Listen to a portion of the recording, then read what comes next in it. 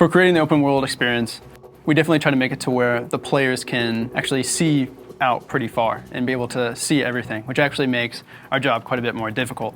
But we know a lot of games just confine players to a certain area using mountains mostly, and we just really decided we didn't want to do that. You know, we wanted to have an open world that players can really go anywhere. And the thing is, they have jetpacks, so they can pretty much get anywhere they want to go. We want to create this sense of exploration.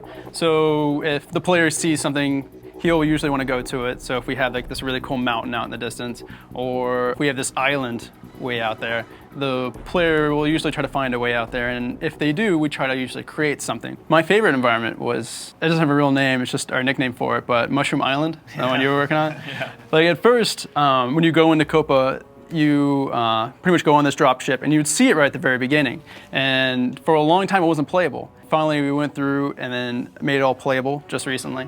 And so when you actually go from Copa over to there, you can actually work your way up to the top. And then once you finally make it to the top, you get this really great vista from where you started, and you can actually see the whole path that it took you to get there. Bobby and I have been working really hard on actually not only the playable space when you start the game, but also once you push back the melding. We have that all planned out, and not only planned out, but implemented already. Yeah, once we push back the melding and we get to some of those environments that have like really been changed up and I guess feel very alien, we'll have like a whole new, something very different to work with. So Forge, yeah, no, I've worked in quite a few different game engines. I would say Forge is by far the easiest when it comes to moving things over and then also editing terrain and so many other things. It's very intuitive. I mean, we've had several times when we've had entire cities we've built, and it's like, oh, guys, we need this moved like a mile down the beach. And it's like, oh, okay, well, it's not gonna be that bad because the tool we work with actually gives us the liberty to copy it, the whole city, and paste it down the beach. What's really cool about Firefall, another thing that's really cool, is just the fact that we incorporate our PvP maps into our open world.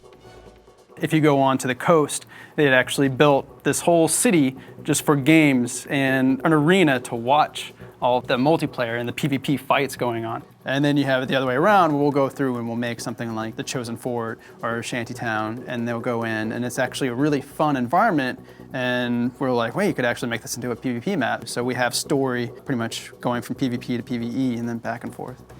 It's really awesome how dynamic Firefall is, because it's not like we just have a sterile world. I mean, it's alive and it's breathing. Which makes it a little difficult to design for. Yeah. Because it would be a lot easier before, because I'm used to making an environment and then designing an environment to where there's an encounter here and the players can take route A, B, or C to get to it. Even our open world spawns, the creatures can just be spawn out from anywhere, and it will randomize.